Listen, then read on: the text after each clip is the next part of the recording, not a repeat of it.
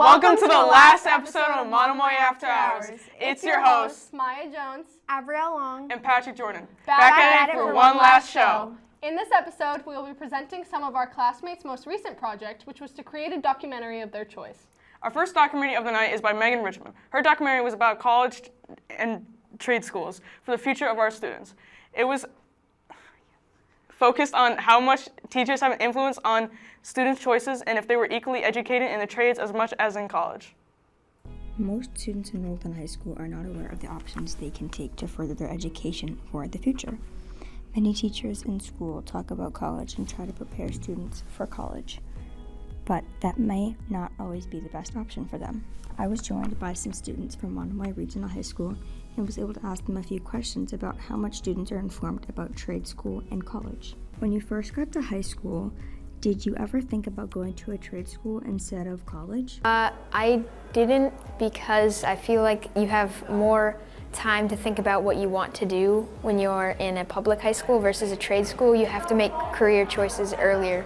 I did, but because you can get really good experiences at trade school and you can have a job straight out of high school, but I looked at the options and there wasn't anything I was particularly interested in, so I decided to stay at Monomoy.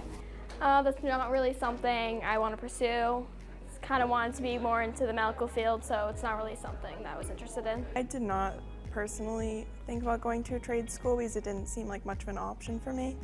When I first got to high school, I thought I was going to go to college the whole time. Trade school never really crossed my mind. No. Has trade school ever seemed like an equal option compared to college for you? I would think that it depends on your career, because if you are going into a trade, then you would want to go to trade school, but if it's not worth paying money for college, but if you're looking for a higher level career, then it's not worth going to trade school. Yeah, I mean, it's equally available. You can go to tech or any other pretty easily. I mean, yes. I think of it as like kind of an equal option. Maybe not something I would want to do, but something that I think other people would like. Trade school has been popular in my family, so I've thought about it as being equal or sometimes greater option than college. Depending on what you want to do with your career, like trade school might be a better option if you want to just get right out of high school, start making money, and not pursue a further career in education. Yeah, I think trade school's a great option for people. For the kids that want to go straight to work, I think it's a path to a successful life if they follow it correctly. In your experience, do teachers talk more about college than trade school as an option for the future? I haven't had a lot of experience because I'm in a lower grade, so we don't really talk about college and future. They do a lot more. A lot of the faculty really help you set up for college, even if you're thinking about going to a trade school and learning a trade instead. They talk about all the opportunities college can offer. I feel like college is definitely more talked about than trade school. I feel like trade school is just kind of like a side option teachers will like kind of bring up, but yeah. I've found that teachers talk about college a lot more than trade school. I definitely think teachers want to force college on their students because that's kind of what they're teaching for. They're teaching to get these kids out of high school and get them into higher education. Like they're preparing them for college. I know like AP classes, things like that are preparing for college. But like some teachers here do say that they want students to try trade school if maybe they're doing not so well in school or if they're having a hard time. Like we have programs here that kind of help out getting into trade schools, stuff like that. Yeah, in my opinion, it's kind of hard to say. I do think teachers, just because what their profession is that they try to get their hardest to get students into college, but you look at a teacher maybe from Cape Cod Tech, and they're going to be a little more biased about trades and trade schools and all that. So I think it just depends on like the school you're at and the teacher, but there's really no right or wrong answer. I also spoke with one of Monomoy Regional High School's guidance counselors to see what he thought about college and trade school as an option for students in the future. Students come to you when they are making decisions on classes and occasionally to talk about school options. So do many students come to you with the idea of going to a trade school? Usually those discussions are going to happen with 8th grade students and sometimes 9th grade students. I don't work specifically with grade 8 students. But it's ironic that you're asking me that question today because I'm going on a field trip to Cape Cod Tech with a bunch of 8th graders today to see if that's a good fit for them. And also through the 9th through 12 years, I do work with students who either might not have gotten into the tech school the first time around or who might have changed kind of what their future plan is. Maybe they're looking to be more in the trades than in college. So. When helping students with making a decision like trade school and college, do you ever see one as the better option for students' futures? I think it's for the dependent on the individual student and based on what the career goal is for that student. For example, if their career goal is I want to work as an electrician, something that would not require a college level degree, certainly a tech school would make more sense. One of the things we've noticed over the last 20 years or so with the tech schools is that many more of those students are going on to college. So they have two kind of pathways where you can kind of at the tech school decide, do I want to enter the workforce right after I graduate, or do I want to go on and get some more training before I do that? Do you typically suggest college as the best option to students when they come to talk about what comes after high school for them? Again, different for every individual student. Our statistics show that about 60% of our kids go on to 4-year college and 20% roughly go on to the 2-year college, and then maybe from 2-year college to 4-year college after that. But that leaves us still a significant gap of students where college and university isn't the primary choice, and we review a lot of the other options, one which is the trades like you mentioned, potentially service in the military, a gap year, going right to work. There's a number of options students can pursue beyond just the 4-year degree. Although students have the choice to attend trade school, college, or take a different path, most students are not completely informed of the different options they can choose. Some students are just experiencing teachers talking about college and how to prepare, while some other students are aware of their options but do choose the path that does not include trade school. Thank you, Megan. That documentary was very educational and would be very helpful for anyone questioning what path they want to take in the future. Our next documentary was created by our very own Maya Jones. She did a documentary based on the return to school after COVID. It contains information about online, hybrid, and in-person learning.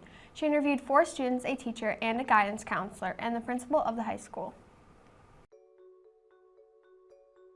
The COVID-19 pandemic affected almost every country in the world. It made its original fall in the U.S. in February and March of 2020, shutting down almost every school and making a transition to fully remote learning. Nearly 93% of households with school-aged children reported some form of distance learning throughout COVID-19. Here at Monomoy, we spent the last 3 months of the 2019 to 2020 school year with fully remote learning via Google Meet. The following year, the elementary and middle schools had full in-person curriculum, while the high school remained with hybrid learning. With this upcoming March being the 3-year anniversary of schools shutting down, Monomoy can say with confidence that they've spent the last 2 years with a full in-person schedule. But how did this quick and confusing transition affect the students?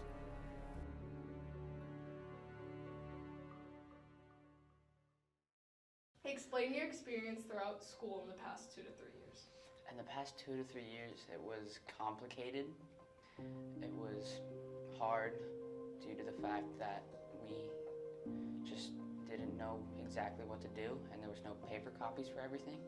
Subjects we needed to do on paper for homework or just classwork, it was very hard to do because we didn't have all the equations, and sometimes printing out papers would not go as well. It's been kind of hard, especially like online learning. It didn't like click with me.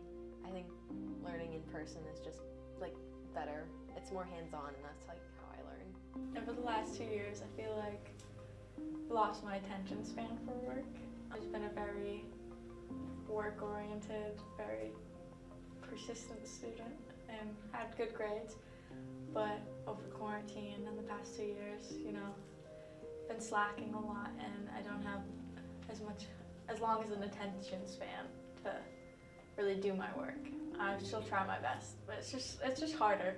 The past 2 years, school's been really different because COVID affected a lot of things. We're a lot more cautious of who we're around and what we're doing. Has the pandemic affected how you learn both inside and outside of school? I would say so. My motivation definitely has decreased since COVID. The isolation just from all my friends just kind of put me in a spiral, I guess you could say. I think definitely a lot in school because, I don't know, it just changed the way I interact with people because I stayed at home for the first year. I was completely online, and I came back to school last year and it was very weird having to interact with people again in a way I hadn't before. Yes, the pandemic has affected how I learn. Online, it is hard. We don't have all the resources as normal because we can't ask the teacher directly. That will disturb the class. It takes a while with email, it takes forever. It definitely has, we're a lot more online and a lot more things on the computer. And outside school, I feel they don't give as much homework at all. As the fully remote year came to a close, and with the hybrid year approaching, many in the district had no idea what the following year would consist of, whether it was students, teachers, parents, or even the principal, Miss Jennifer Police. So I think at face value, I think the toughest part about it was it had never been done before, right? So there was no training. There was nothing that we could really tap our teachers into to help them prepare for what hybrid teaching looks like, right? So they were basically learning and implementing at the same time. On top of that, we would say the same thing for our students, right? You had never been through something like that before. There was no training for you. It's not like you had come through a system which had trained you how to stay motivated from your bedroom in your pajamas on your remote learning day, right? That's difficult. I think the fact that there was no training, whether it was for teachers or students, that was incredibly challenging. Second to that, I think the lack of social interactions as a result of that was obviously very devastating. There's been a lot of research that has supported that. We started to slowly add on to the school day, right? And that was by design to sort of slowly get kids back into the idea of a full schedule, because you guys were coming in at 10:30, so you had a shortened school day. So we started to sort of add on to the school day to phase people back into full-time learning. We actually gave people an option to continue to learn from home. I don't know if you remember that. Very few students elected to continue to stay remote. So I think that told us everything that we needed to know. Honestly, and looking back, I think that the positives outweighed the challenges because we were back in the building together. We were seeing each other every single day. It was the best decision at the time, for sure. At first, the teaching online was really difficult. I didn't really know what I was doing, and we thought we were going to be gone for 2 weeks, and then it turned into the rest of the year. Once the novelty wore off, the kids stopped showing up or they wouldn't put on their cameras, so a lot of times I would have a class of 1 or 2, which kind of, made it difficult and that kind of thing. And we were also really supposed to focus more on mental health than academics, so I feel like academically speaking, the end of that first year we went online was sort of a loss. Monomoy's story is not unique, however, because every school across the country was put in a similar situation compared to Monomoy. The true difference was the students at these schools. How did the reactions to online learning differ? How has the pandemic taken a toll on you mentally? Mentally, it's pushed me back from school and my mental health because I would sit at home and do nothing for most of my classes because I was done with all my work in about 40 minutes for the whole day, and it's just really hard to work when something is not happening. I've always struggled with mental health and depression and anxiety since I was really little, but I mean, for everyone, including me, the pandemic kind of heightened those emotions. I had to go to therapy and start taking meds because it was really hard for me, and I didn't have many friends because of how isolated I became online, but I didn't know how to come back to school, really, and know how to learn like that anymore. Mentally, I feel like we're all more stressed out, like easier. Like we all get stressed out over little things than before. It really just made me feel isolated, like I didn't really have anyone.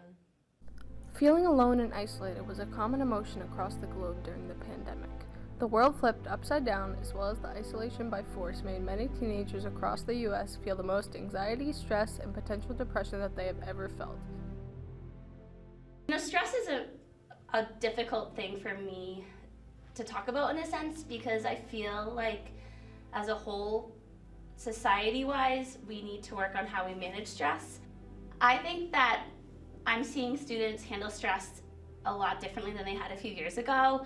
I think we need to do a better job at learning what stress is and developing coping strategies to manage stress, because stress is a normal part of life, and everyone's going to experience stress at some point in their life. And I think that we have to work a little bit harder at understanding what stress is and how to develop coping strategies to manage stress. So I think that our levels of stress, especially here in high school right now, everything is so competitive. There's a lot of pressure with college, there's a lot of pressure with class ranking and GPAs, and I think that type of stress, we just have to work a little bit harder at trying to figure out ways to manage that and how to make it. I think there's been more discussion about mental health. You know, we see it here in our community, we've seen it in the news, we've seen it nationally. And I think that talking about mental health is really important. We all have mental health needs that we need to take care of, just like we have our physical health needs. We go to the doctor every year to make sure that we're physically healthy. I think it's also important to check in that we're mentally healthy. I think part of this ties into how students manage stress. A lot of it is, you know, time management, sleep, what we have to do, what we're filling up our plate with, and if we're able to manage all of that. There are resources available if people need a higher level of care, like a hospitalization, a therapist, medication, but it's so unique and individual to everybody. But I think just opening up the lines of communication and having a dialogue about it is super important, and the best things that we can do to start the conversation. 45,979 people died due to mental health-related sickness or suicide in 2020, according to the CDC. That is approximately one death every 11 minutes, and the majority of these deaths consisted of people from the ages of 13 to 19. You know, again, I think when you go 18 months, you know, you tend to create new habits of mind, which was people started to rely on, I would say, isolation. Despite challenges, physical and mental, the Monomoy Regional School District was able to push through the pandemic and return to an almost normal school life again in 2023. Even prior to COVID-19, everyone goes through their own struggles outside of school hours, whether it is education-based or not.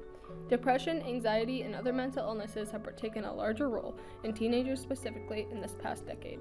Monomoy's teachers and staff have welcomed students back with open arms into the building and have taken many courses on mental health in order to support their students to the best of their ability. Through thick and thin, Monomoy has learned to persevere through the toughest challenge in our school's history. Wow, Maya, that was a very interesting documentary. It's good to see how students and teachers have reacted to coming back to school after not being here after a long time. Thanks, guys. Next, Ashley created a documentary about the huge local businesses Atlantic White Shark Conservancy in Chatham. She interviewed the workers and talked about the ways they are protecting the great white sharks of the Cape. Just the way that the media has portrayed them as a villain or a monster, they tend to get a lot of that fear that is generated in people. Even though you think of shark science or shark conservation, you might not think about people, but it really is about the people. My name is Heather Ware, and I'm the Shark Center Manager for Shark Center Chatham. The Atlantic White Shark Conservancy was started in November of 2012 with the mission of supporting the research that was being done here on white sharks and using that research to then inform public safety initiatives and educational programming using fact-based information and research.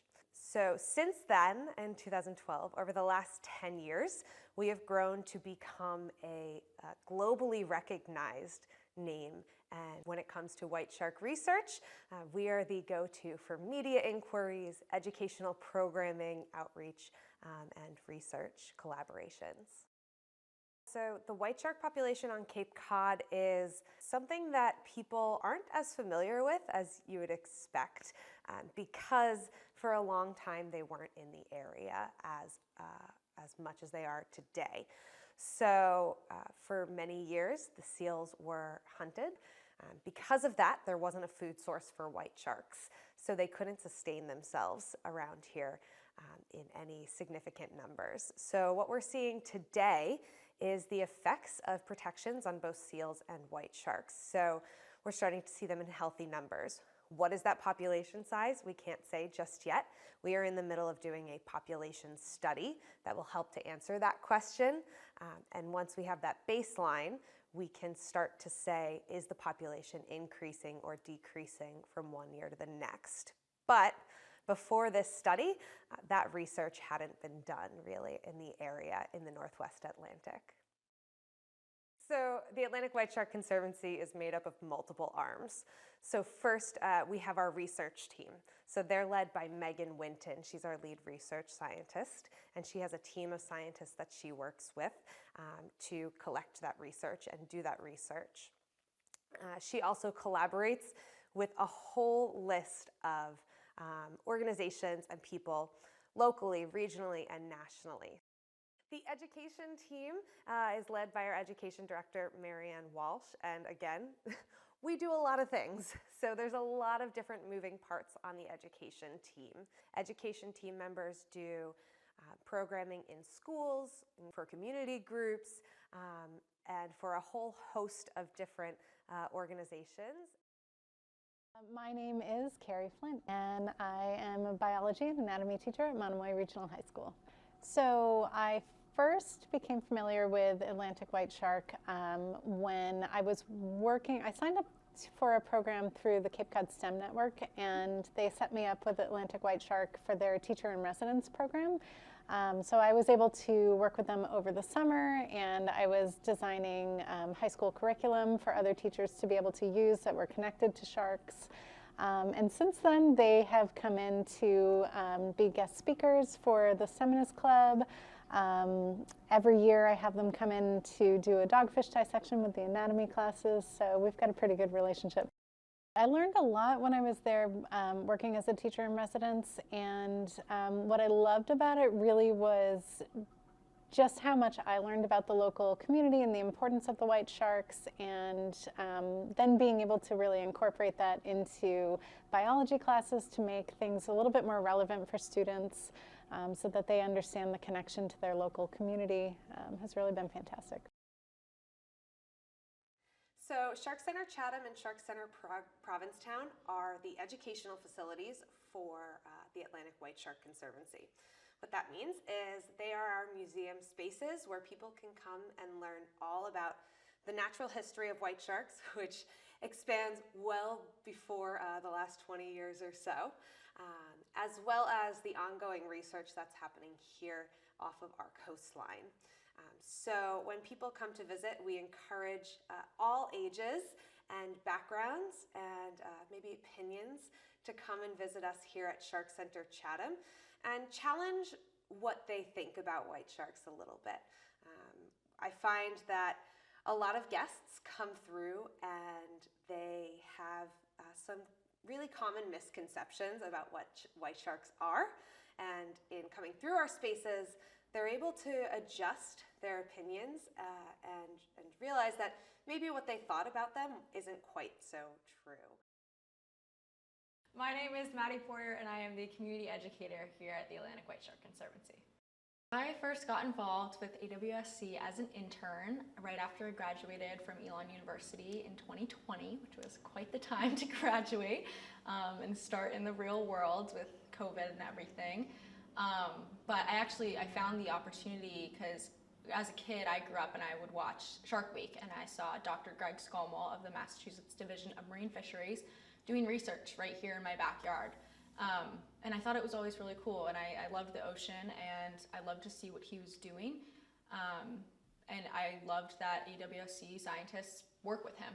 So that's kind of how I found out about the organization.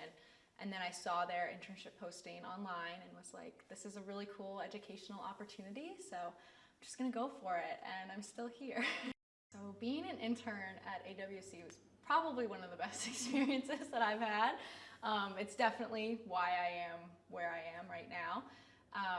I was an educational intern, so I worked with a lot of different programs here at the Shark Center, a little bit out on the water, as well as with some of our summer camp programs and things like that. So the best way to get involved and to help is by sharing what you know. So I really encourage people that are watching to come and visit a Shark Center, test out your knowledge, make sure you've got all the facts straight, but then go out and tell people what you've learned. We believe here that awareness inspires conservation.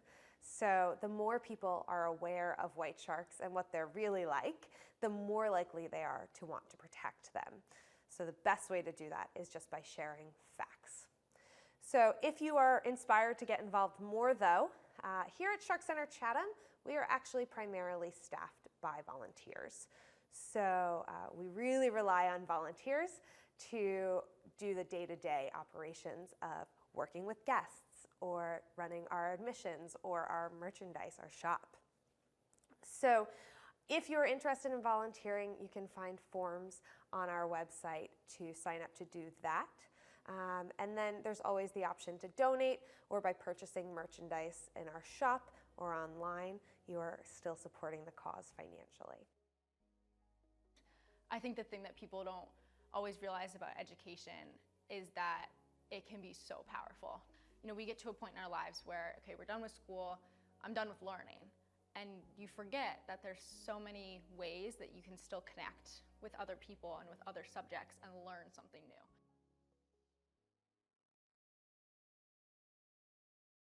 Talking about the local businesses on the Cape is very important. Thank you for highlighting one of the core elements of Chatham.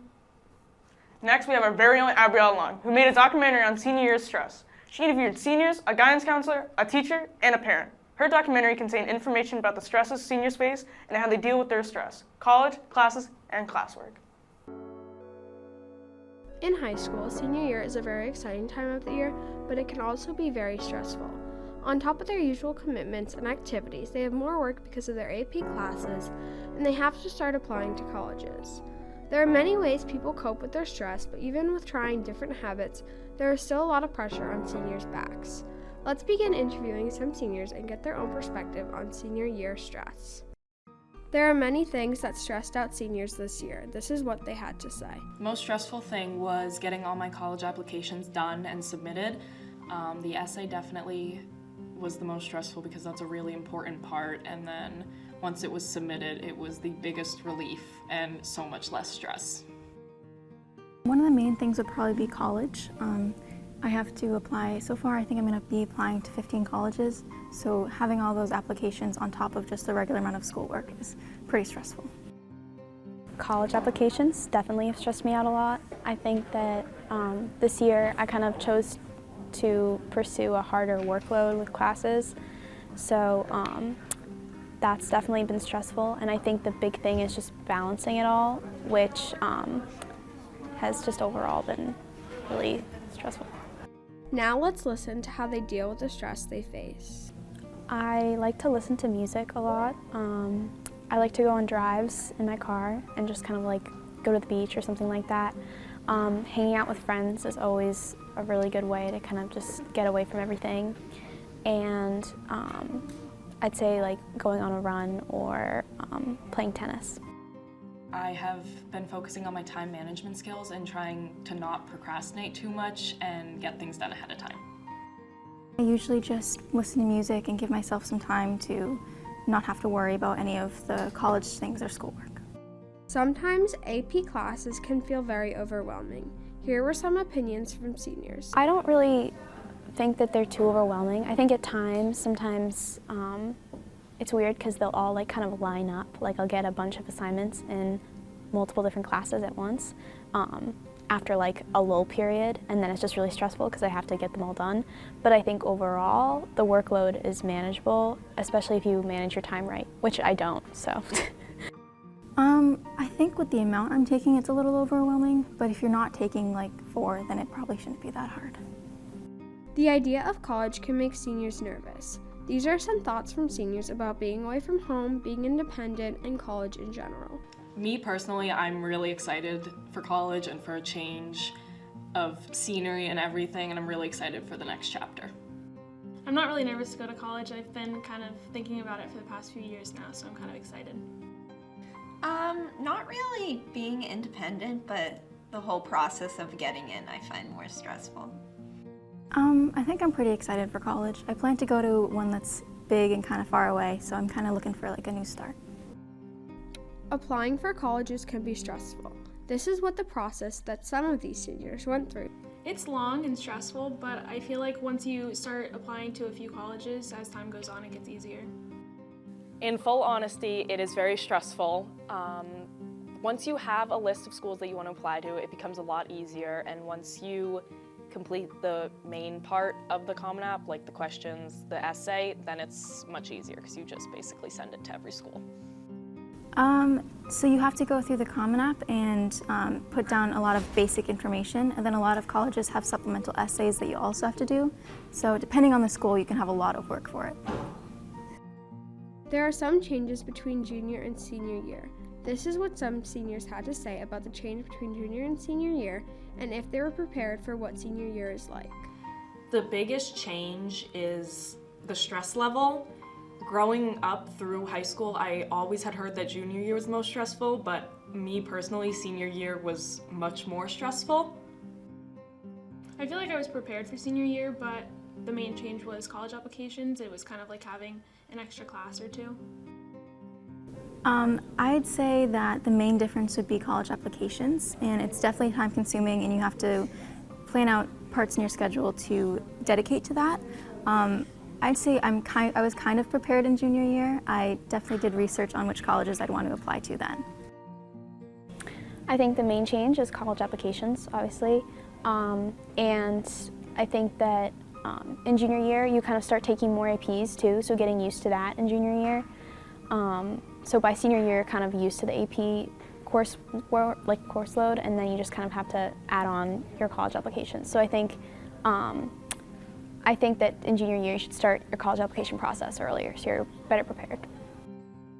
Mr. Burke, a guidance counselor here at Monomoy, gave his insight on why students, specifically seniors, see him. They come to see us for a variety of reasons. I mean, at the beginning of the year, it's kind of thinking about what's coming up when it comes to the college application process, or if it's not college, what they might be thinking of after high school. So we definitely get them ready to tackle whether or not it's the applications.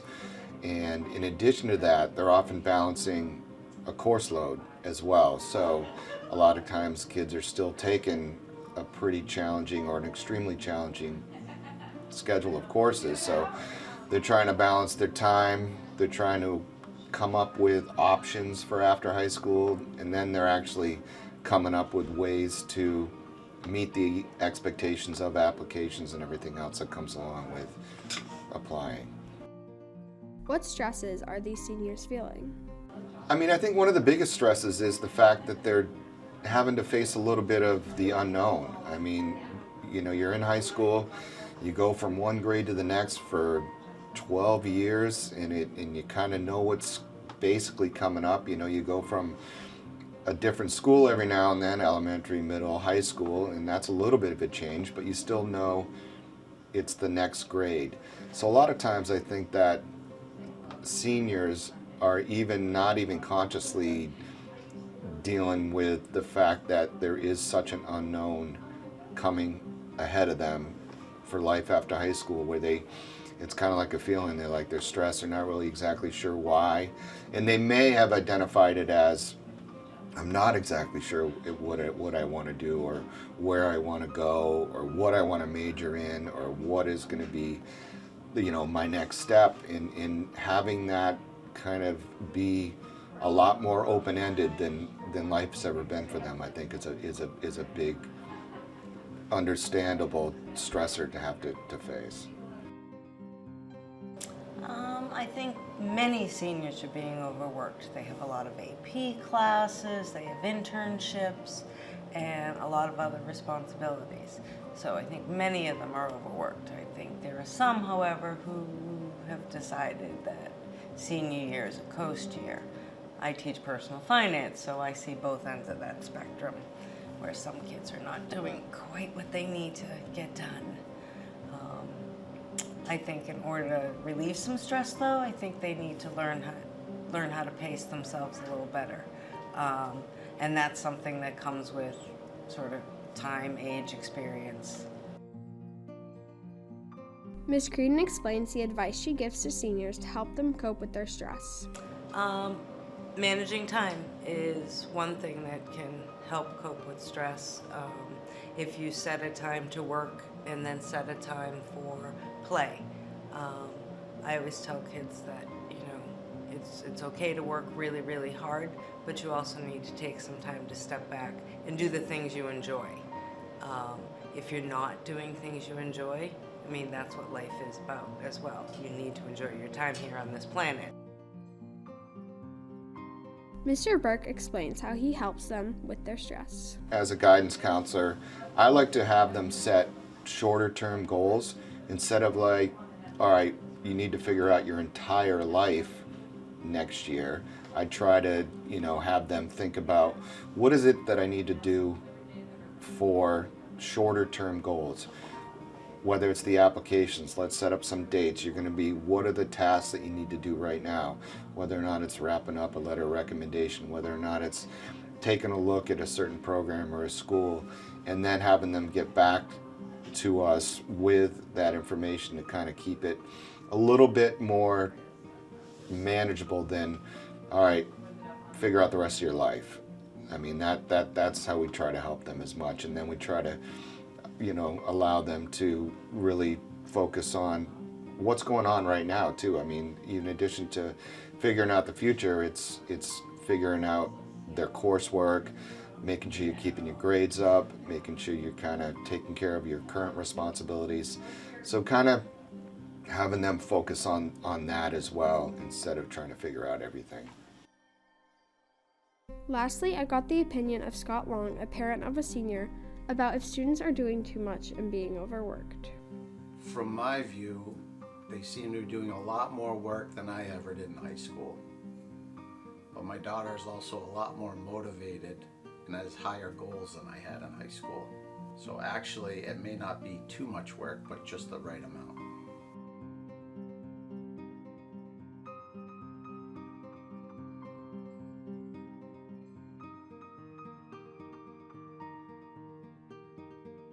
Thanks, Abrielle. Senior year stress is a very real and common thing that is not talked about enough.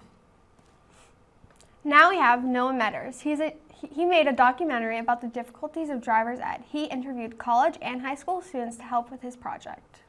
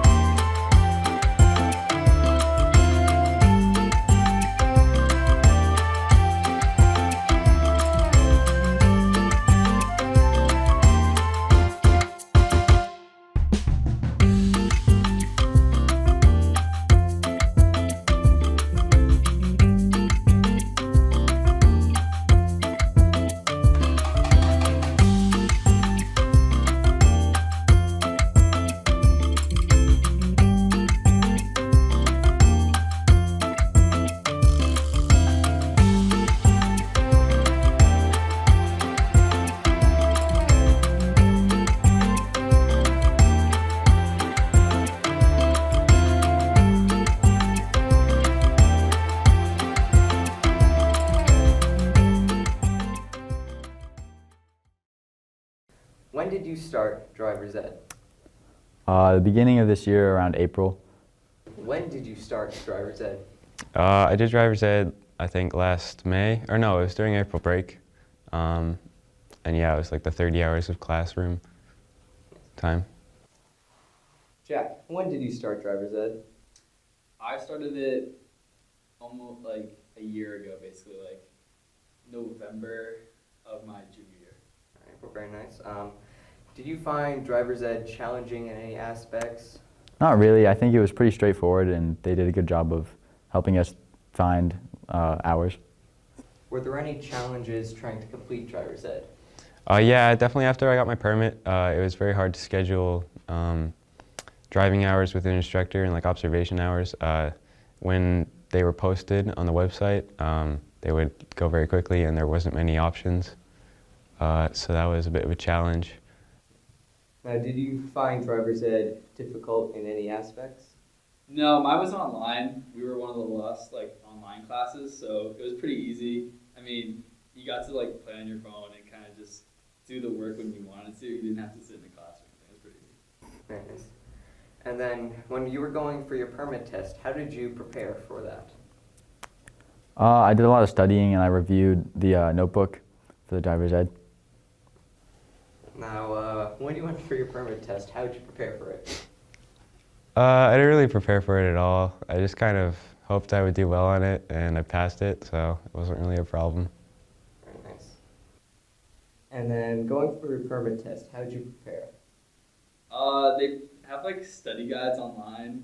I didn't really study for it. I thought it was like common sense. It was a little bit hard, but like I said, we got to take it home, so it was just something I could do.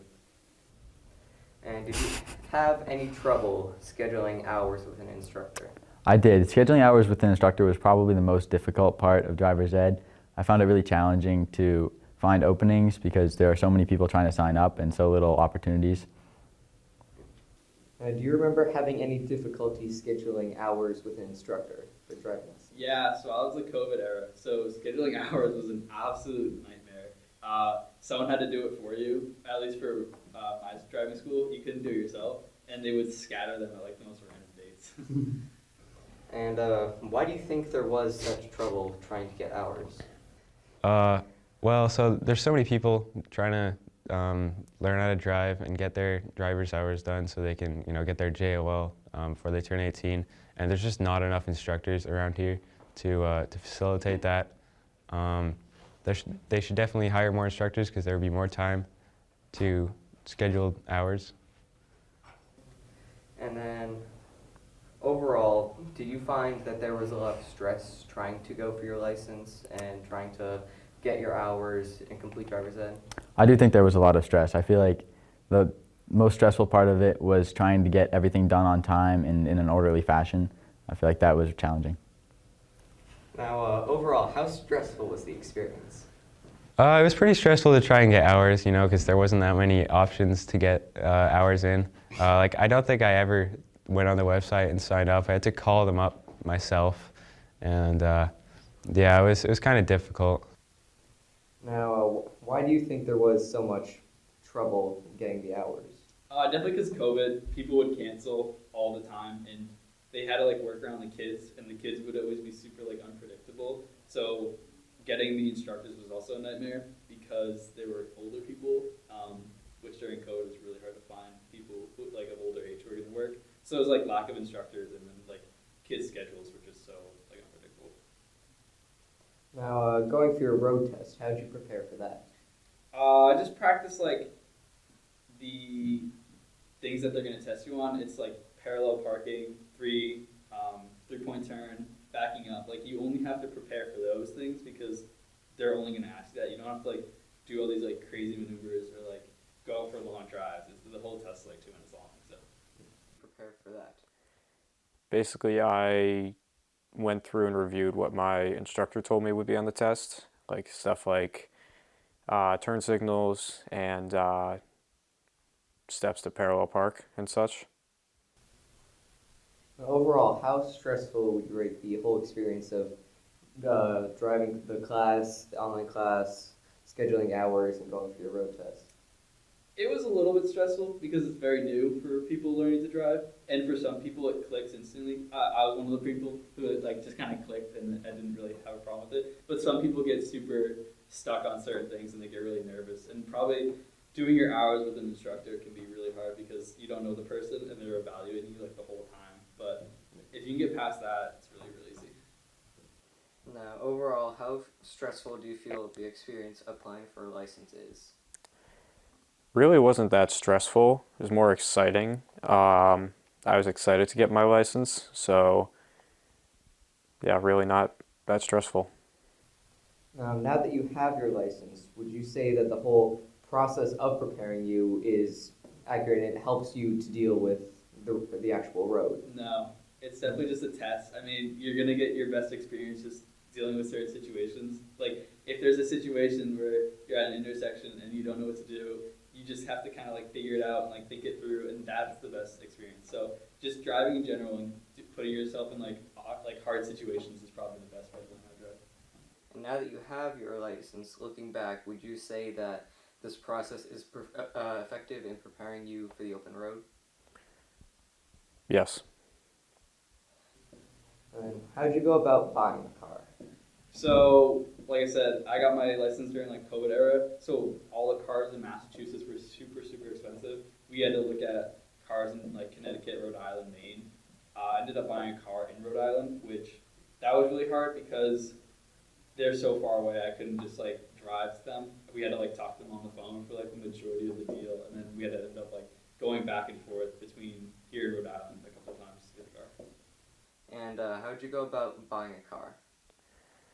So I looked around locally at places like Facebook Markets. Ultimately, though, I found a car at a Toyota dealership. Since the pandemic, driver's eds and even driving hours have become extremely backed up at the RMV. Thank you, Noah, for showing us the true struggles of the scheduling. Next, we have Stephen Kelly. He created a documentary about high school and if it is worth it to go to college. He interviewed students and a guidance counselor to get their opinions. Hello. Are you going to ask questions? Yeah, okay. Well, if I'm being honest, not really. Yeah, you can say that. It's fine. Ow. That hurt. Let me know when ready to start. Yeah, go. Action. High school. It's the place that everyone has to go to as a young adult if they want to establish their path to success. However, it sometimes is not as effective as people may think. To find out the truth, I went to Monomoy Regional High School, where 4 people told me about their experience at MRHS. Hi, my name is John Bennett. I'm one of the guidance counselors here at Monomoy. My name is Paul Carlson, and I plan on going to college. My name is Rand Stevens, and I don't plan on going to college. I am Noah Metters, and I plan on attending college. Do you think Monomoy sets its students up for success? I certainly do. We teach to the Mass state frameworks. We have very dedicated teachers who are all experts in their field. In certain aspects, I feel they do a pretty good job setting us up for success. One positive is that we offer a plethora of opportunities in both the honors and the AP environments, which are, for a small school, fairly impressive. MRHS offers a lot of extracurricular activities and AP classes, and they're very well taught, and I think they definitely help. We support students that have learning issues, such as kids on 504 plans or IEPs, or kids that are learning the English language. There's a lot of, you learn a lot of people skills from this school. They teach you a lot here. We have an 8th grade devoted counselor who works with transition, and then the 3 counselors, Mr. Bennett, Burke, and Giddity. We carry our caseloads from 9 through 12, and we get to know our students really well. They do a pretty good job of getting that student in touch with the college. I've gone in with my guidance counselor and I've talked with him, and he's helped me get in touch with certain colleges and college soccer coaches. They did a pretty good job with that, setting that up, and that has overall been very helpful. We do some developmental work in classrooms with as far as career assessments and that kind of thing. And as students get older, we begin to work more closely with them to define a plan for post-graduation. And that kind of culminates in the junior meeting where we spend about an hour, a little bit more, with the student and their parents to begin a plan for the future. I'm really happy with the guidance department. I feel like they've set me up really well, more than anything else. And also we have staff on board to support the students' social emotional life through the guidance counselors, the school psychologists, and through our nurses. Does the structure of high school classes and standardized tests treat everyone equally? You know, that's an interesting question, and this is something that school districts are looking at across the country, which is improving equity and access. So while we have really made an effort to do that, I think the COVID pandemic certainly didn't help, but we're always vigilant about making sure we're providing equal access for students of color, for students learning the English language, for students that might be in our lower socioeconomic category, so that we're making sure everybody has the same access and opportunities within their education. It is good to see that Monomoy, like most schools, has many positive aspects. But what are some problems with high school? What things could obstruct a student's path to success? And what should be improved? One of the negatives is that in a small school, sometimes it's hard to get students everything that they need on their schedule because we are a smaller school. I would like to see more colleges showing up to school. I would say a pro is like having some good teachers, but then on the con side, you know, having a lot of like teachers here. So I do feel that they are lacking in several areas, such as certain fundamental skills that you need to succeed in the real world. They don't have a lot of life skill classes here. They don't teach you a lot. They have a few like culinary and stats, but they don't teach you like how to make a living or anything like that. I'd probably like to see certain classes being offered that would provide students with basic skills like how to pay taxes. Maybe like knowing how to do your taxes. How to balance a checkbook, how to do simple tasks around the house. Stuff like that. I've learned, though it might be surprising, certain students do not know certain house care needs. Clearly, MRHS and high schools in general are lacking in certain areas. It is fair to say that they are definitely pointing students in the direction of college. Yeah, they are all about college right now. So it's just like they want to take a PSATs, college board, setting it all up, all that. While this is a good thing for many, some students simply aren't able to attend college, or they decide not to go. For these students, do you think MRHS is sufficient at setting up their future? If I'm being honest, probably not. I feel like it does a lot of things well, but overall, it doesn't really set you up for success. But I think there's definitely more that they could do to support people like that. For those not going on to college, they're receiving a lot of life skill lessons and a lot of social emotional learning within kind of woven into their classes. I mean, I'm pretty satisfied here considering I don't have to do anything. I wouldn't say they benefit less. They certainly benefit in similar ways. Certainly the skills we teach in high school for all students are set up to allow them to be successful adults. For somebody who's not planning to go to college, I think tech would be a better school that would set somebody up better for life. For my future, I guess it's okay because all I have to do, it's not that hard to like get a quick job and stay with that job for a while, but yeah.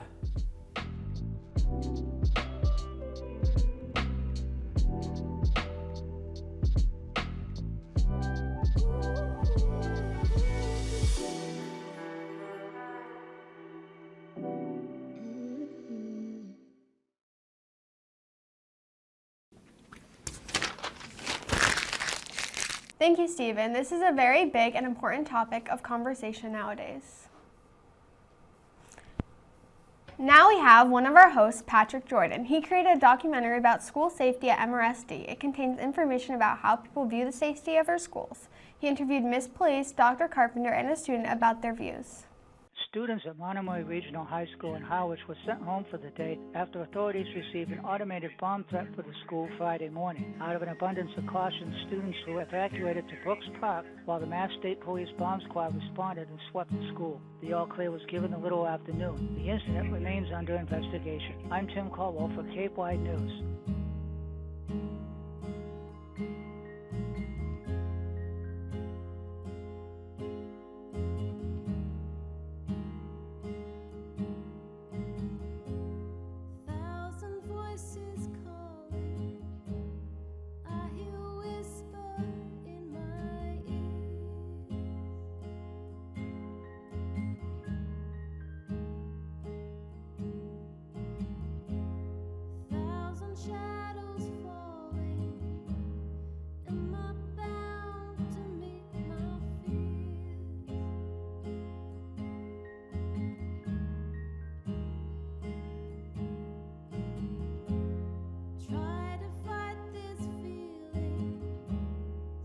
searching for a guiding light.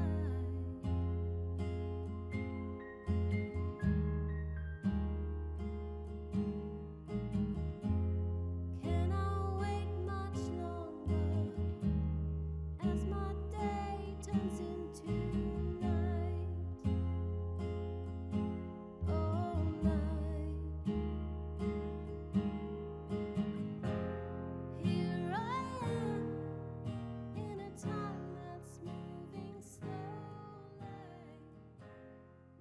Now I stare at the distance. Our first interview is with Jennifer Please. She's the principal at Monomoy Regional High School, and here are some words she had to say. I think that as a district, we put a lot of time into school safety planning and developing protocols that I think will keep us safe. I think nothing is a 100% guarantee, so I'm gonna start there, right?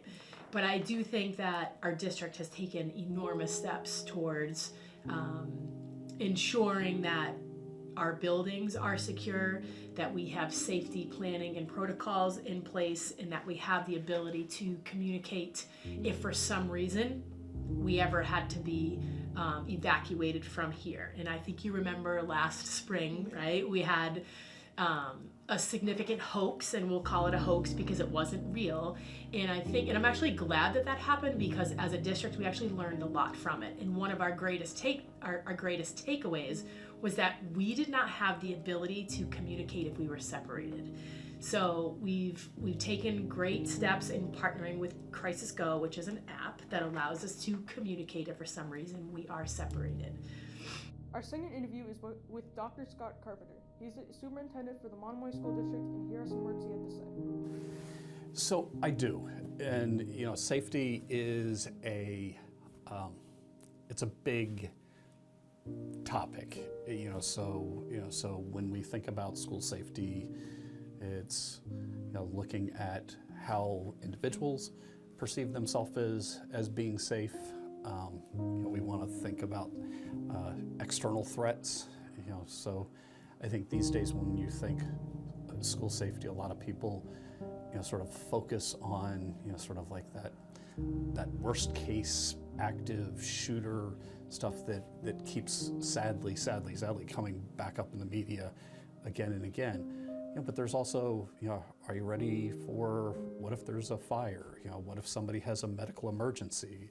What if there's a tornado or some sort of weather thing? So it's just making sure that you're prepared on all fronts. And I think the district does a nice job of being proactive to make sure that we're prepared for that whole range. And then I think when we look at it from the student perspective, we want to make sure that if we think of safety from an internal place, do we have supports in place for students who are struggling in crisis themselves? Do we have supports in place and plans for students who are getting volatile, potentially dangerous to others? Are we addressing those types of safety above and beyond the different sorts of drills, the run, hide, fight scenarios that you've seen and gone through as a student in the district? Our final interview is with Thomas Chase. Thomas is a freshman at Monomoy Regional High School, and here's what he had to say. I feel that our district is safe for everyone, and I feel like that it provides equal opportunities for everyone to feel safe, so yeah. I think that there's an opportunity for everyone to be safe in our school, and I feel that for students to be heard and feel equal, that they need to know how to reach out. And I feel like if they're able to reach out, then there are equal opportunities for everyone to feel safe. When it comes to keeping our school safe, I think it's, again, that just kids aren't not willing, but they don't know how to reach out. And I feel like if they know and they're taught, like at the town hall meetings, how to reach out, it'll give a better sense of just understanding and preparedness for students to feel safe. Even though schools around the U.S. are at risk of threats and violence, our school district is doing its hardest to make sure every student feels safe here. We have procedures and drills that prepare us for the worst-case scenario.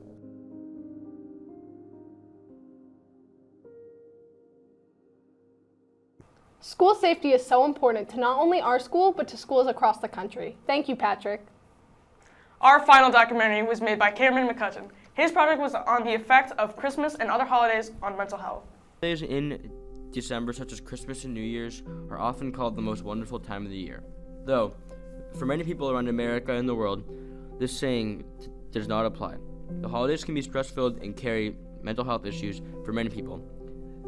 The stress of decorating, gift-giving, and in the time period being deemed as happy can be a burden for many people who struggle with mental health, along with people who are unable to see family and friends during the holidays.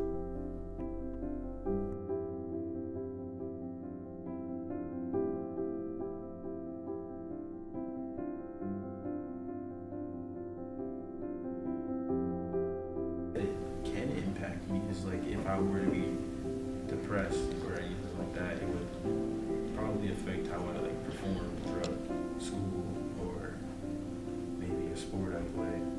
It could probably impact me through. I feel like mental health is important to me because if I don't have it, then I'm gonna be like unstable and like not unstable, but like I won't function right. And if I have good mental health, then I can get through stuff.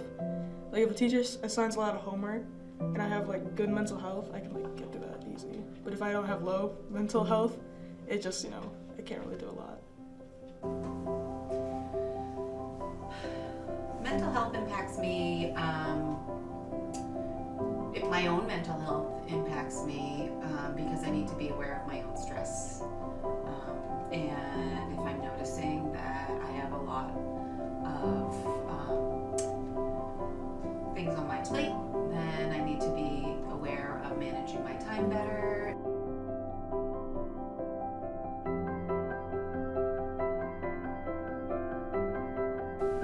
Holiday season, it's more of like a get together with your family, so like there's not really like any part that's like really bad about it, but there's times where maybe, like especially Christmas, you don't get like the gift you want.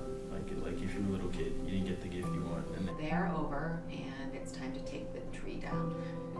I really love having the lights up in my house. I feel like they affect my mental health. I like better to be able to have lights around in the darkness of winter. So I don't like taking the Christmas tree down.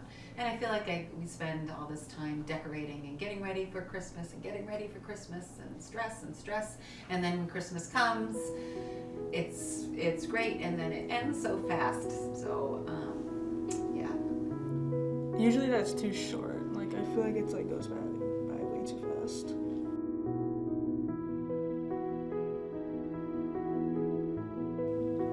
I don't think so because there's not a lot of stress during the holiday season, so like no work usually and no like things that stress you out. It's just relaxing. I don't think my mental health is impacted by the holidays, but for other people, if it is, probably because they probably had family that they wanted to see and they just didn't come down or something, and they were able to see them over the holidays. I do think that mental health is impacted by the holidays. I think that there are some people who just love the holidays and it impacts their mental health in a positive way. They're around family and friends and their mental health is just soaring. For some people, the holidays bring up some really bad mental health issues. They might feel lonely during the holidays, or maybe they feel an extra amount of stress or grief during the holidays.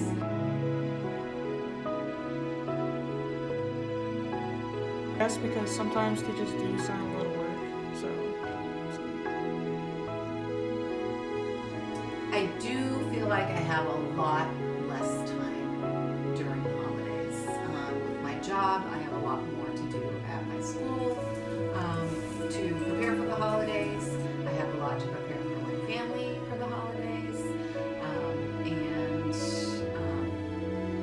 there's lots of activities going on during the holidays.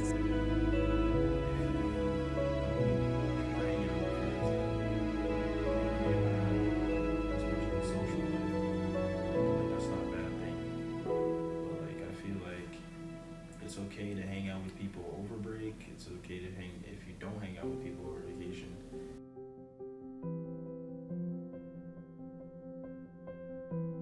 I feel like teachers push to assign more so they can get more done over before the holidays. But I don't think they assign a lot of work over, like before the holidays for people to do during the holidays. Well, some people have AP work, and I know that's a push. So some people would probably have to study over break and stuff like that. Alright. I feel like some teachers do and some teachers don't. Like, the good teachers usually don't, but they might still do it and it sucks, but usually I don't get a lot. Well, I think teachers might get assigned more work during the holidays because there's so much going on. I work in an elementary school and there's a lot going on, so I have a lot more work to do, and my classroom certainly stays busy with projects during the holidays. As concluded by our interviews, it appears that people around this community have different opinions when it comes to how holidays affect mental health. The next time the season rolls around, make sure to check up on friends and loved ones and make sure that they're okay, as this can be a tough time for many people.